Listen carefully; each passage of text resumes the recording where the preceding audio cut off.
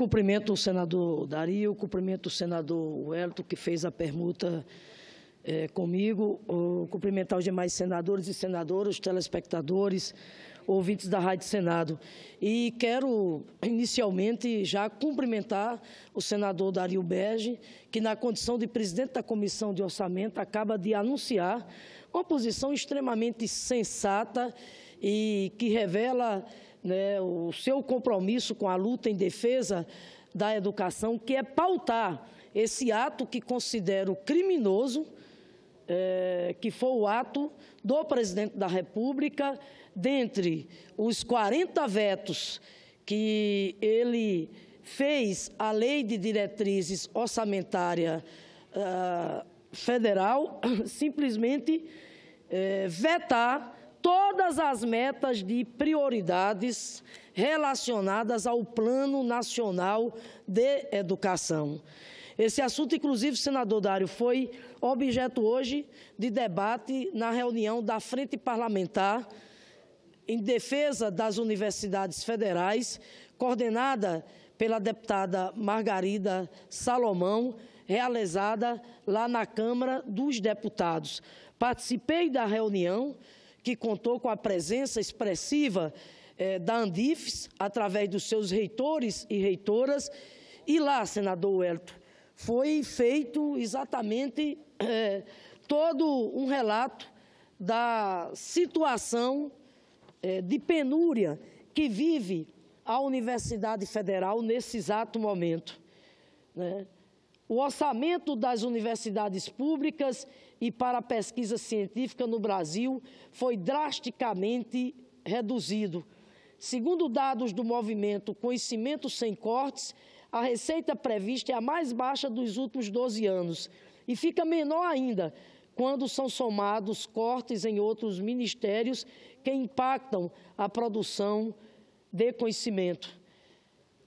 Mais notícias veiculadas na imprensa nacional. O jornal O Globo: Hospital do Fundão pode fechar as portas se não houver repasse. No UOL: o FRJ monta painel público para denunciar a perda de investimento em ciência. No G1: sem dinheiro, universidades federais demitem terceirizados, reduzem consumo, cortam bolsas e paralisam obras. No Estadão: CNPq atinge teto orçamentário e pagamento de bolsas pode ser suspenso.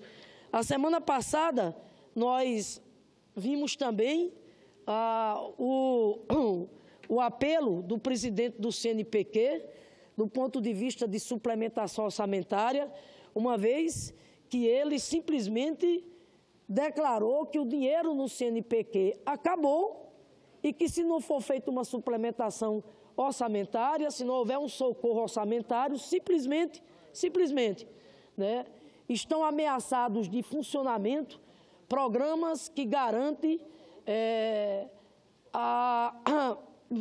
o funcionamento de pesquisas que envolve hoje 90 mil bolsistas em todo o país.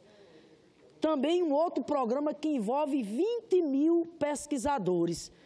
Então, esse foi o tema da reunião que os reitores e reitoras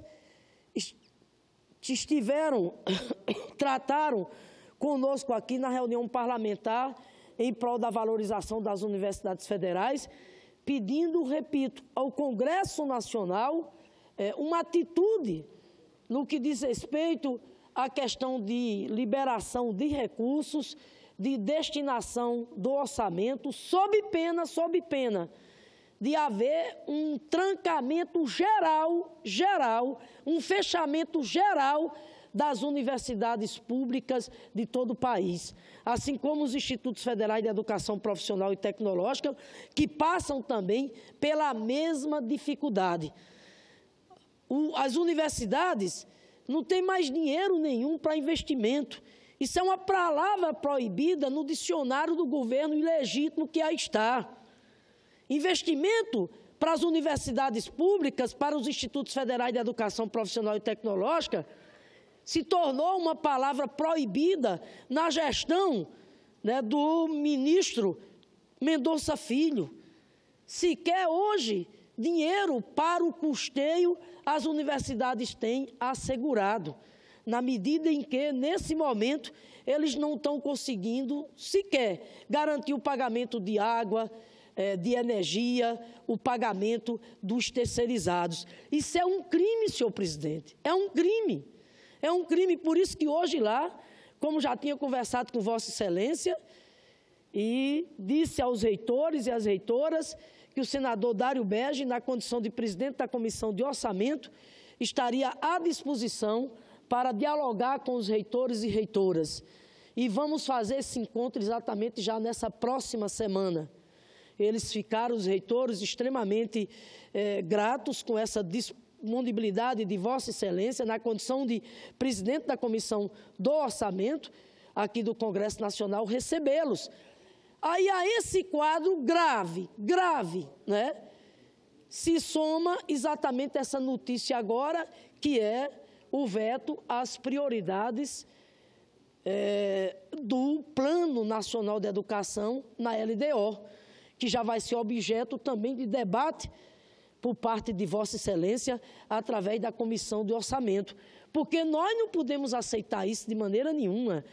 É bem verdade que esse veto ao Plano Nacional de Educação compõe toda aquela moldura que a gente já vem denunciando pós-golpe parlamentar, que são os ataques atrás do outro, desferidos contra a agenda em prol da educação brasileira. Começou com a reforma autoritária do ensino médio, sem debate com os estudantes e professores. Depois prosseguiu com a Base Nacional Curricular Comum, sem o debate com todas as instâncias que lutam em defesa da educação no nosso país. Depois nós tivemos o ataque, senador Wellington, às instâncias de participação e diálogo do MEC com a sociedade, através da interferência no Fórum Nacional de Educação, aqui já denunciado por mim.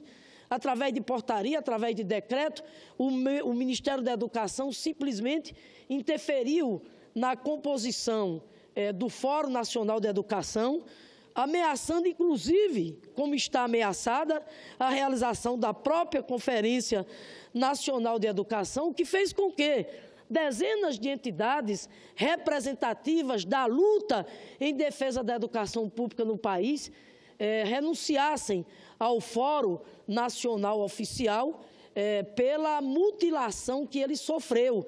Ao invés de ser um espaço de interlocução, de fazer o diálogo com a sociedade, virou um órgão exatamente o quê? Tutelado, sufocado pelo MEC. Como se não bastasse tudo isso, tivemos aqui a emenda 95, que em que pese toda a nossa luta, do quanto essa emenda era nefasta para o Brasil, onde já se viu botar na Constituição que, de repente, não se pode mais fazer os investimentos nas áreas sociais, onde já se viu botar na Constituição que tem que congelar os gastos sociais pelos próximos 20 anos, onde já se viu botar na Constituição que tem que, pelo mesmo período, 20 anos, tirar o piso mínimo destinado à saúde e destinado à educação. E agora, repito, agora vem o tiro mortal, que é simplesmente, na Lei de Diretrizes Orçamentárias, vetar todas as metas de prioridades que tratam do Plano Nacional de Educação.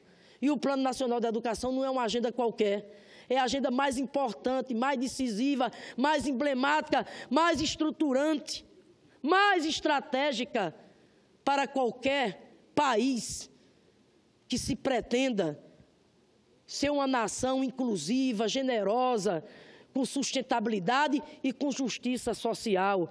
Então, na verdade, senhor presidente, eu quero aqui dizer que, infelizmente, esse gesto do governo Michel Temer de vetar as metas de prioridades do Plano Nacional de Educação escancaram para o Brasil e para o mundo o desprezo que esse governo tem para com a educação do nosso povo. Desmascara exatamente o que é a falta de compromisso, a falta de prioridade para com a educação brasileira. Na verdade, o veto, repito, do governo ilegítimo às metas de prioridades do Plano Nacional de Educação revelam, senador Humberto, de uma vez por todas, aquilo que nós já havíamos denunciando, que para este governo golpista, educação do povo brasileiro não cabe no orçamento. É disso exatamente de que se trata. Quando aprovaram a emenda 95, nós já dizíamos isso, que o governo não tem compromisso com a educação e que a educação, por exemplo, no governo ilegítimo, não cabe no orçamento. E agora caiu a máscara de vez. Vetar as metas do Plano Nacional de Educação na LDO é o governo simplesmente deixando claro que a educação não é prioridade e que a educação não cabe no orçamento. Mas nós vamos resistir, nós vamos lutar, e eu espero, senador Dário, que esse ato criminoso, porque isso é um crime contra a juventude, as crianças, contra a educação e contra o país.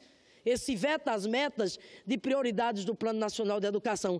Espero, sinceramente, que, para além, senador Dário, de governo ou oposição, esse debate seja feito com toda a sensatez, né, e a responsabilidade que ele precisa ser feito, e isso seja corrigido através da Comissão de Orçamento. Por fim, senador, para concluir, eu quero dizer que, nesse exato momento, nós estamos realizando aqui na Comissão de Direitos Humanos do Senado Federal uma importante audiência pública, iniciativa do nosso mandato, que foi para tratar dos direitos das comunidades quilombolas. Direitos esses, nesse exato momento, ameaçados em função, né, de iniciativas em curso que querem revogar o decreto 487 de 2003, editado exatamente pelo presidente Lula, que trata do reconhecimento, delimitação, demarcação